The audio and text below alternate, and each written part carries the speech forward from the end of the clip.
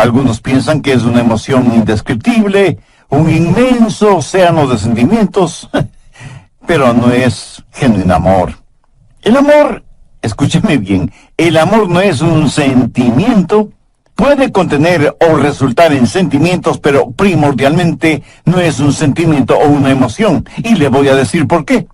La Biblia nos ordena, escuchó, nos ordena amar. Y usted no puede ordenar a un sentimiento, piénselo. Así que la clase de amor de la cual estoy hablando no es un sentimiento, ni una emoción, ni una incontrolable pasión. No sé de dónde la gente ha sacado la idea de que el amor es algo que nos sucede, que somos víctimas del amor, que nos enamoramos y ese enamoramiento simplemente sucede como por generación espontánea. La Biblia dice, maridos, amad a vuestras mujeres.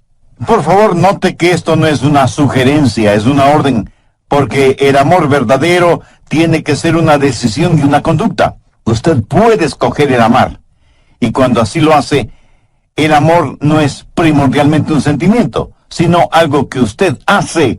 La razón por la cual estamos tan confundidos en este mundo y en este asunto es que usamos una sola palabra para el amor.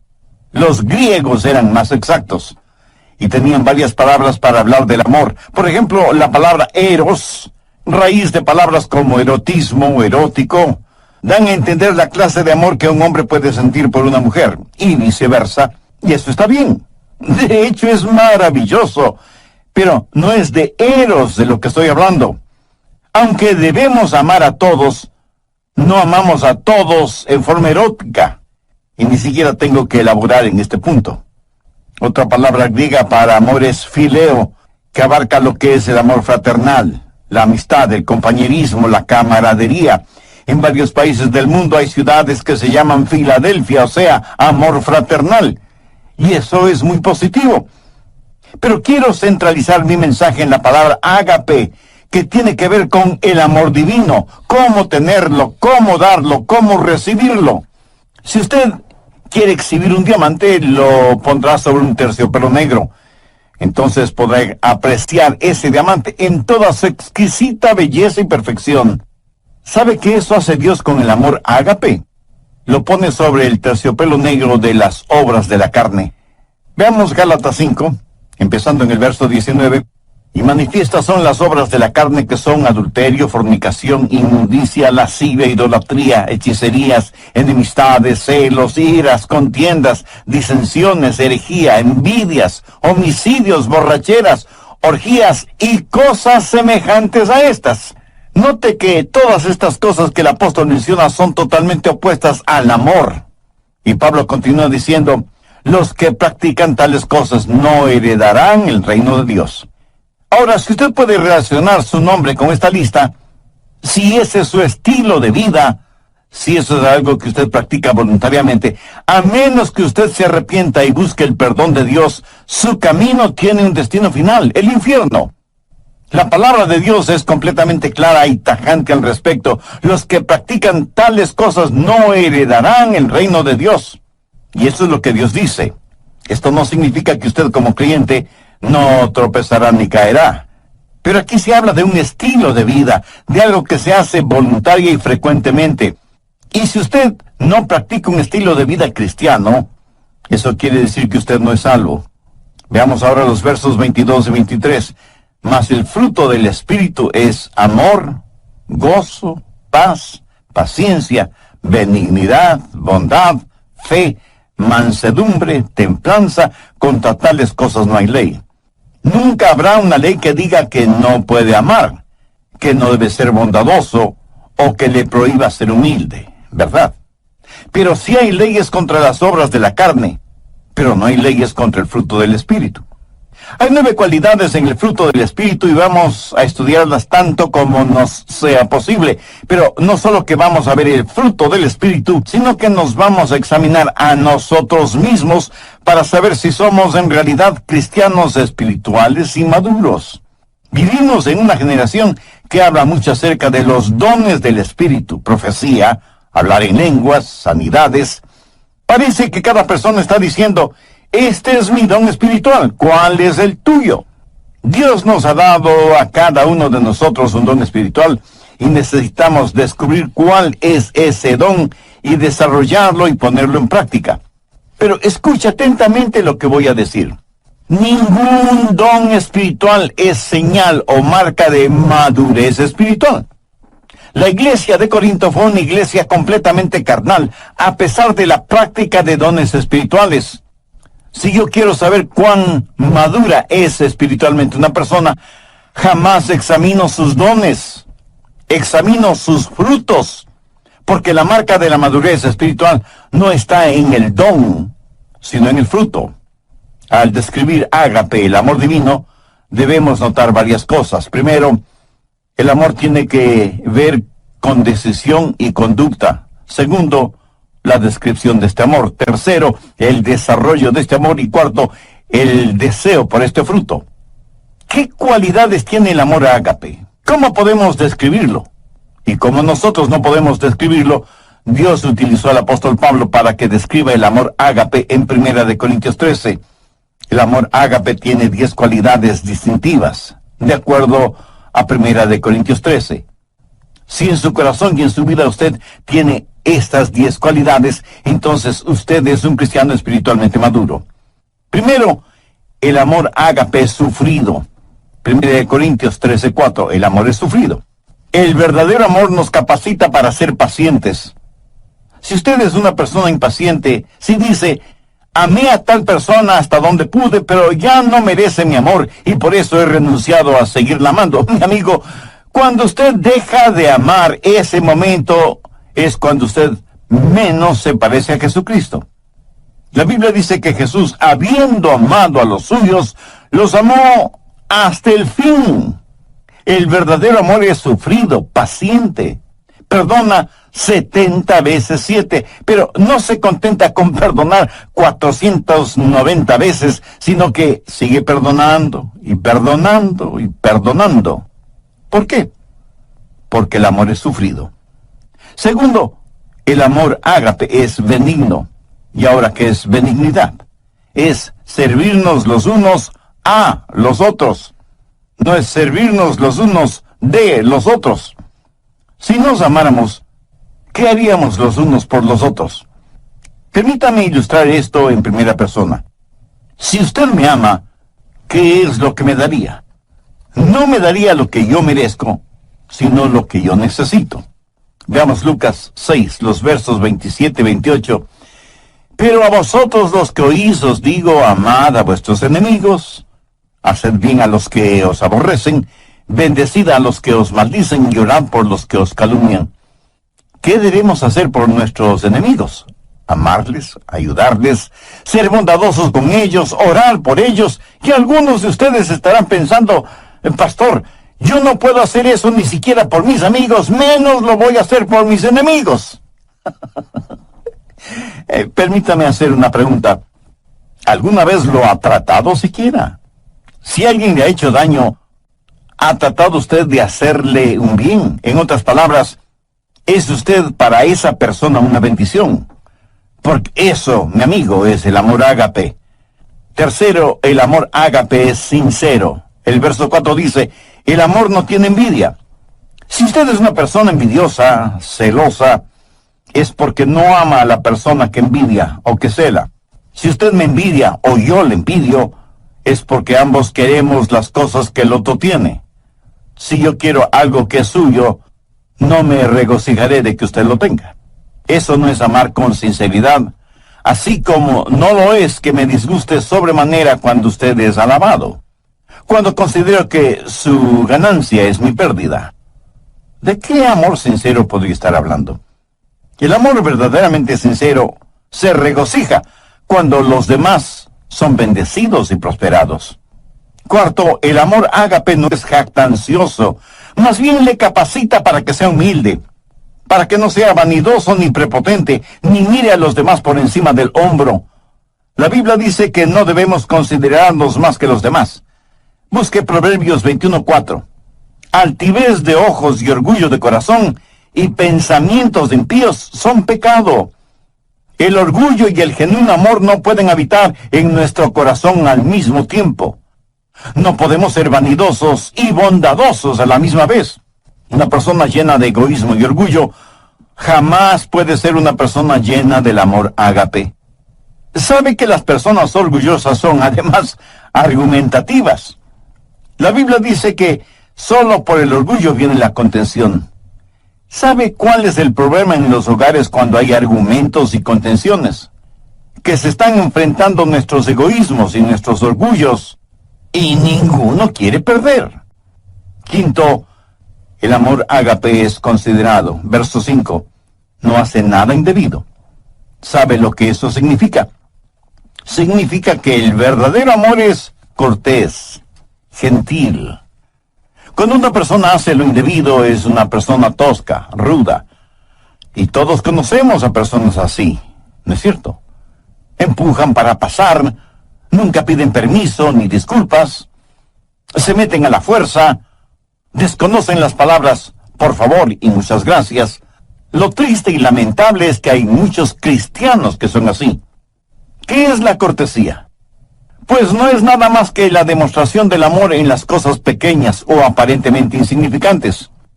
¿Y quién no tiene amor en las cosas pequeñas? ¿Cómo podría tenerlo en las cosas grandes? Cuando usted encuentra a una persona ruda, tosca, tenga la seguridad de que ha encontrado a una persona que no conoce el amor. Una persona que no puede ser el reflejo del Señor Jesucristo, quien fue humilde y gentil, y siempre pensó primero en los demás.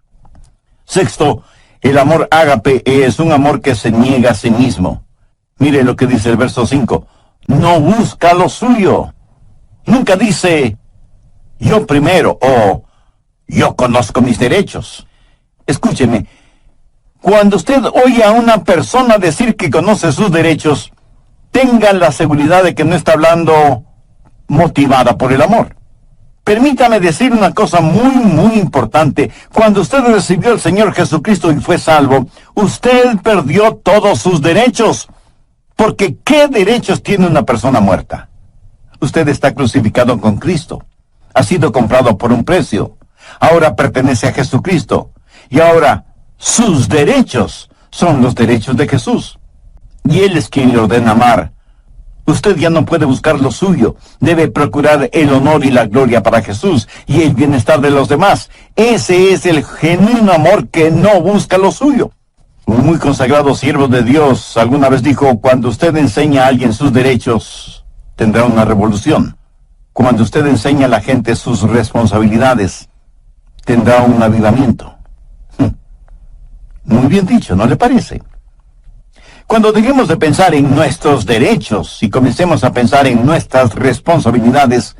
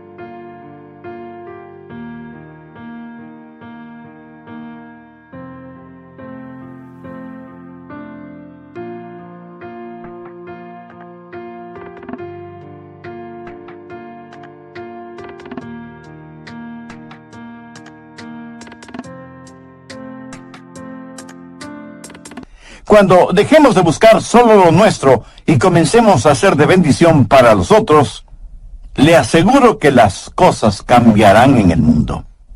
Séptimo, el amor ágape es un amor sereno.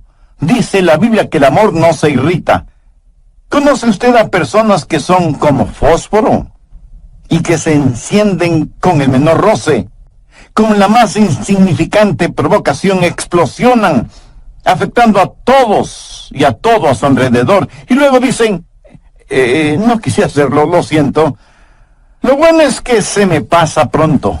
Eso podrá ser cierto, pero hay cadáveres a su alrededor.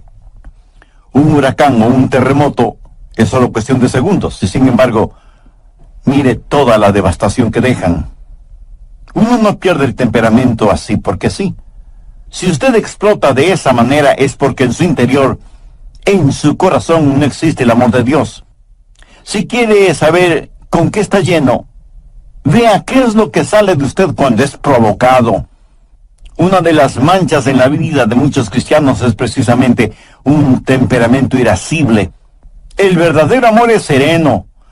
No se lo puede provocar con facilidad, y cuando es provocado, sabe responder con mansedumbre y con humildad. Octavo, el amor ágape es un amor sacrificial. ¿Qué quiere decir un amor sacrificial? Note las 3 palabras finales del verso 5. No guarda rencor. O sea, no va acumulando las faltas de otros. El amor ágape tiene la capacidad de perdonar y olvidar. Pero eso, mi amigo, eso cuesta. En algún programa anterior dije que no puede haber perdón sin que alguien pague el precio. Por ejemplo, si usted me debe $100 y yo le perdono esa deuda, el perdonarle me costó $100. ¿Lo entiende? Muchos de nosotros somos magníficos amanuenses y mantenemos una detallada lista de lo malo que los otros nos han hecho. Y no solo somos amanuenses, sino también buenos contadores, y en nuestro libro de contabilidad anotamos minuciosamente lo que los otros nos deben. Y no estoy hablando necesariamente de dinero. Tenemos necesidad de aprender a perdonar y olvidar, sabiendo que hay un precio que pagar y un dolor que experimentar. El precio y el dolor lo pagó y lo sintió Cristo en la cruz del Calvario. Es la máxima demostración del amor sacrificial. ¿Ha aceptado usted el amor sacrificial de Cristo? Recuerde que nadie puede dar lo que no tiene. Si usted no tiene amor en su corazón, no podrá dar amor a nadie. Dios le ama y quiere salvarle. Jesús murió en la cruz para pagar la deuda de sus pecados. Si usted desea ser salvo ahora mismo, humíllese delante de Dios, confiese y arrepiéntase de sus pecados, e invite a Jesús a vivir en su corazón como su Salvador y Señor. Irving Ravelo, gracias por su sintonía al programa de hoy. Sea bienvenido y bienvenida a El Amor que Vale. Por favor, mantenga su Biblia abierta en Gálatas 5, porque hoy continúa el estudio Cómo amar y ser amados. Ahora les presento al doctor Adrián Rogers en la voz del pastor Lenin de Llanón. Desde el programa anterior comenzamos a estudiar lo relacionado con el fruto del Espíritu, teniendo como base bíblica Gálatas 5, versos 22 y 23, y hemos visto 8 de las 10 características de ese fruto. Primero, el amor es sufrido. Segundo, es benigno. Tercero, es sincero. Cuarto, no es jactancioso. Quinto, es considerado. Sexto, se niega a sí mismo. Séptimo, es sereno. Y octavo, es sacrificial. Espero que tenga su Biblia y cuaderno de notas a la mano para sacar el máximo provecho de este estudio bíblico. Bien, prosigamos. Noveno, el amor ágape es un amor justo. Verso 6 dice, no se goza de la injusticia. Eso quiere decir que cuando alguien peca o fracasa o hace algo equivocado, usted no se alegra por eso. Más bien debería llorar y orar por esa persona. ¿Sabe usted que el chisme es un pecado? ¿Por qué? Porque la persona chismosa se regocija en su iniquidad. Cuando escuchan algo negativo acerca de otra persona, casi no pueden esperar para contárselo a otras personas. Se parecen a la mujer que dijo, mi lema es, nunca digas algo acerca de otra persona, a menos que sea algo que valga la pena chismearlo. Y aunque por lo general creemos que las mujeres son las chismosas, permítame decirle que conozco hombres que son chismosos. Se regocijan y parece que hasta aman la chismografía. Son diseminadores de malas y falsas noticias. Se regocijan de la injusticia. Ahora escúcheme, no estoy diciendo que debe hacerse el desentendido frente al pecado, porque eso es imposible.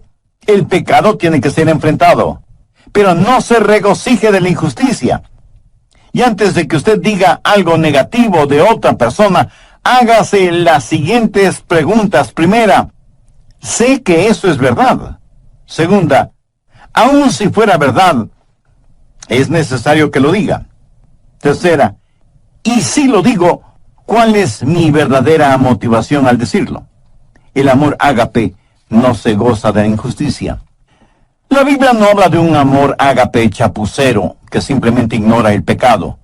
No habla de un amor que siente cierta pena por la otra persona. Cuando usted sabe que otra persona está emocionalmente herida, cuando escucha que otra persona ha fracasado, ¿cómo reacciona? Hace poco conocí a un hombre que al saber del pecado de uno de sus amigos, cayó de rodillas, puso su rostro en el suelo y lloró intensamente por su amigo que había caído en pecado. Eso es empatía, no solamente simpatía. Eso es el tener el corazón quebrantado por el pecado de otros. 10, el amor ágape es un amor sufriente. Verso 7. Todo lo sufre, todo lo cree, todo lo espera, todo lo soporta. Esto de ninguna manera significa que el amor ágape se lo cree todo. Más bien quiere decir que el verdadero amor lo puede enfrentar todo, que no hay límites para su fe. Pero cuando usted ama, hay una carga que debe llevar, y desde ese punto de vista,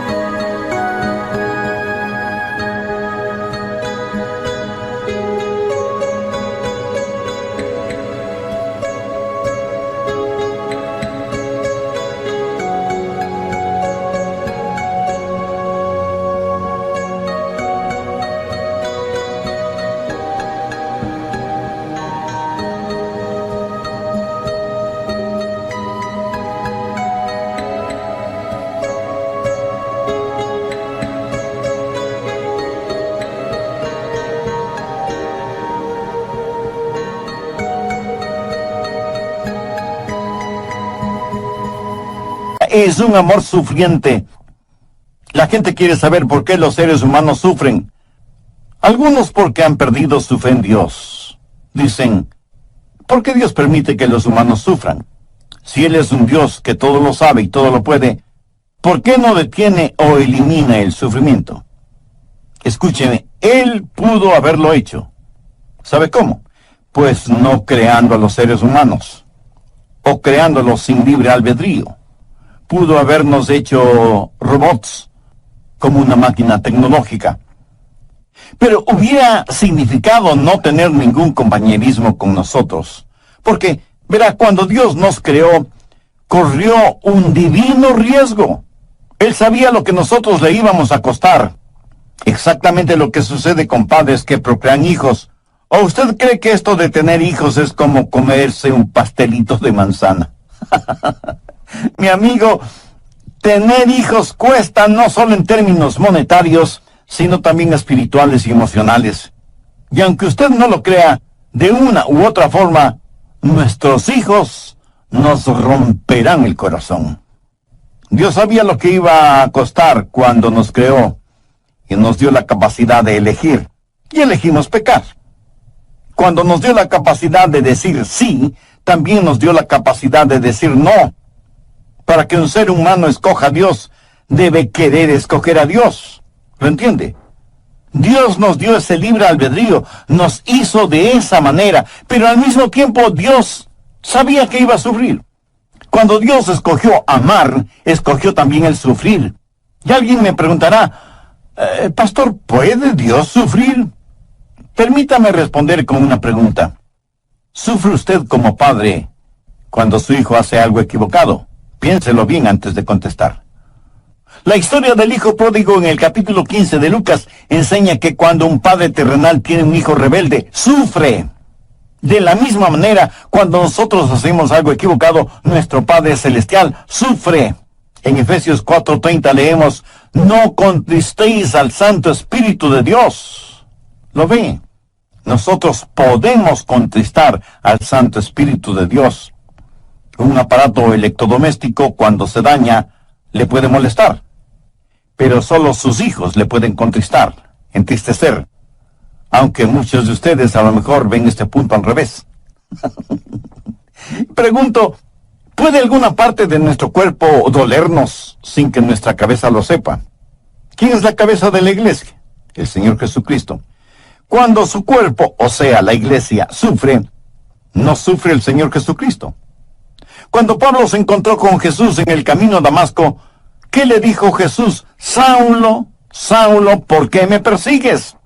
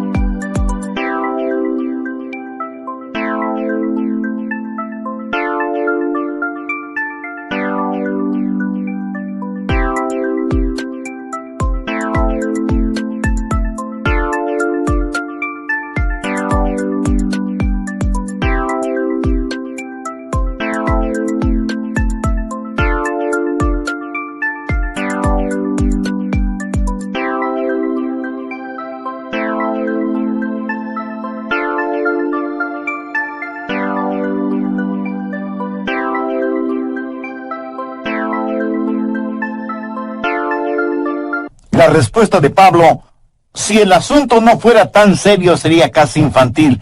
Le dijo que no le perseguía a él, a Jesús, sino a los cristianos.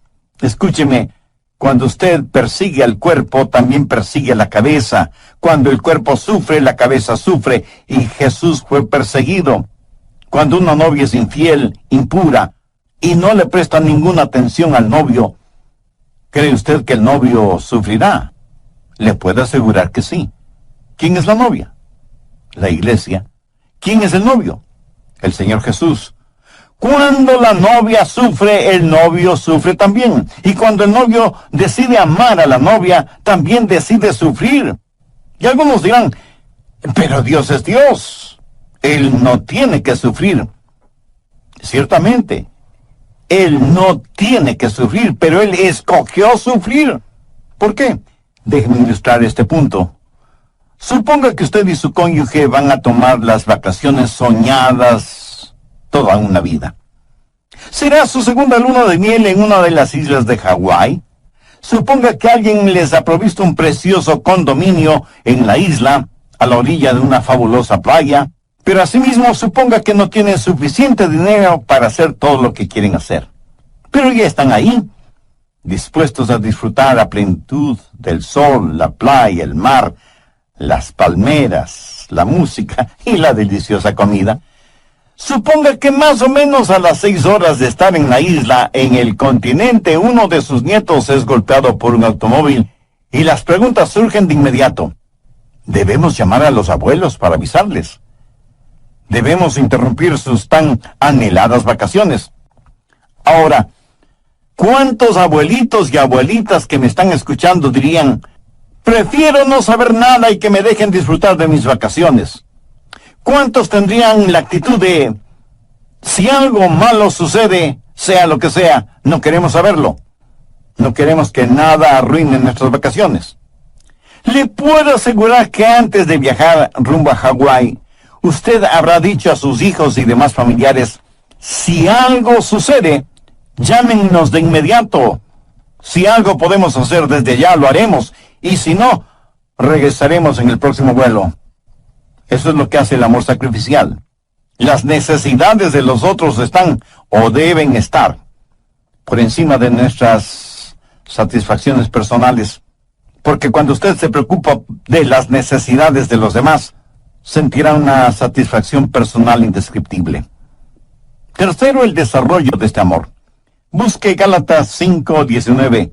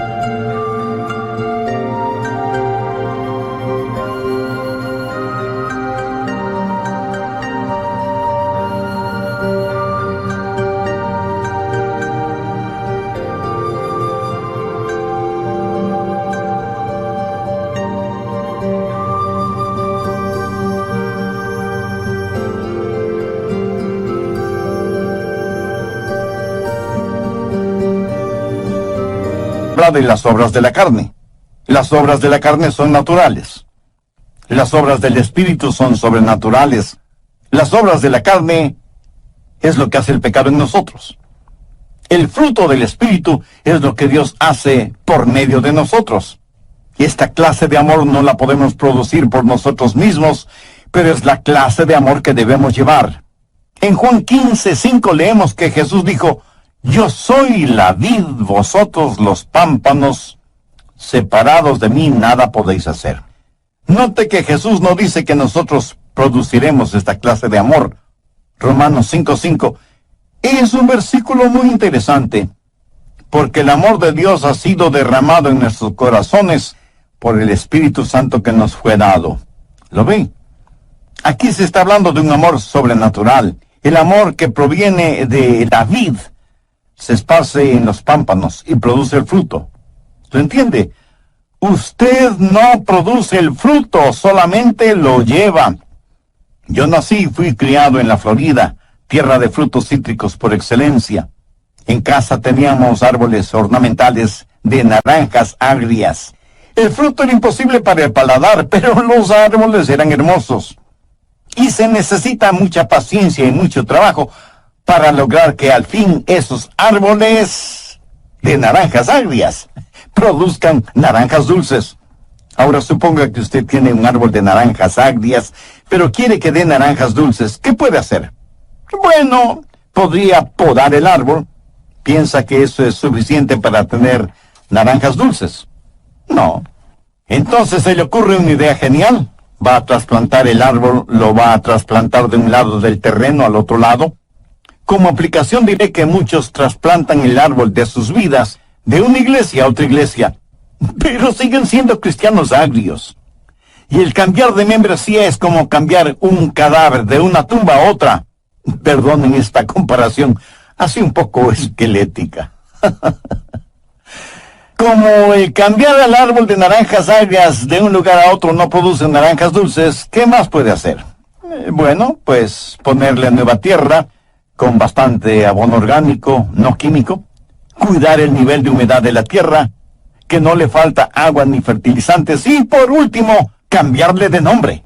Ya no se llamará árbol de naranjas agrias, sino árbol de naranjas dulces. Y para ayudarle al árbol a que produzca naranjas dulces, usted amarra en sus ramas varias deliciosas y dulces naranjas, esperando que esas ricas naranjas motiven al árbol a dar naranjas dulces. Y muchos de ustedes me dirán con toda razón que nadie, por ignorante que sea en cuestión de árboles frutales, haría una tontería así. Mi amigo, no es asunto de trasplante, ni asunto de podar el árbol, ni de fertilizarlo, ni de cambiarle de nombre, ni de amarrar en sus ramas buenos frutos, que solo serán decorativos. Es la naturaleza del árbol la que debe ser cambiada. Cuando ese árbol sea injertado en un árbol bueno, la naturaleza de ese árbol será cambiada, porque recibirá una naturaleza que no es la suya propia, pero tendrá que aprender a llevar el fruto de su nueva naturaleza. La Biblia dice que cuando somos salvos, somos participantes de la naturaleza divina. La naturaleza de Dios viene a nosotros. Pero esta es la clase de amor que no es el fruto de las obras de la carne, raíz de amargura, sino que es el fruto del Espíritu, es la naturaleza del Dios Todopoderoso que ha sido injertada en usted, en mí, en nosotros.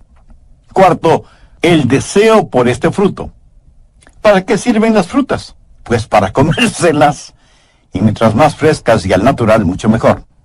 ¿Han notado que las frutas despiden una fragancia extraordinaria? Uno puede reconocer una fruta solo por el olor, aún antes de mirarla o palparla. Imagínese ahora la bendita fragancia del fruto del Espíritu. ¿Sabe lo que el mundo necesita este mismo momento? Algunos de inmediato me dirán, el mundo necesita paz, bienestar económico, buena salud, progreso científico, etcétera, etcétera. Y aunque todo eso es verdad, el mundo lo que más necesita, sin embargo, es la realidad del fruto del Espíritu. Esa es la única manera de amar y ser amado.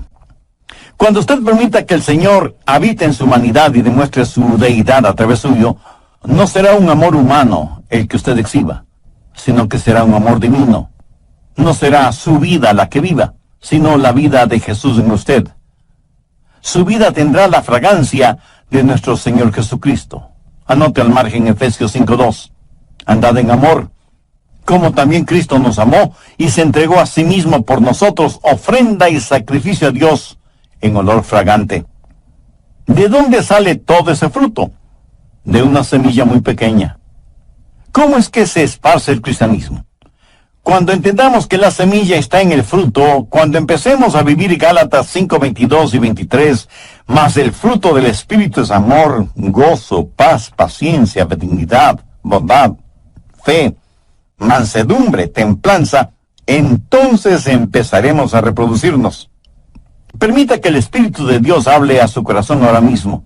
Usted puede ya ser salvo, pero ha caído, ha tropezado, y se ha vuelto tan carnal que ha dejado de llevar su fruto espiritual.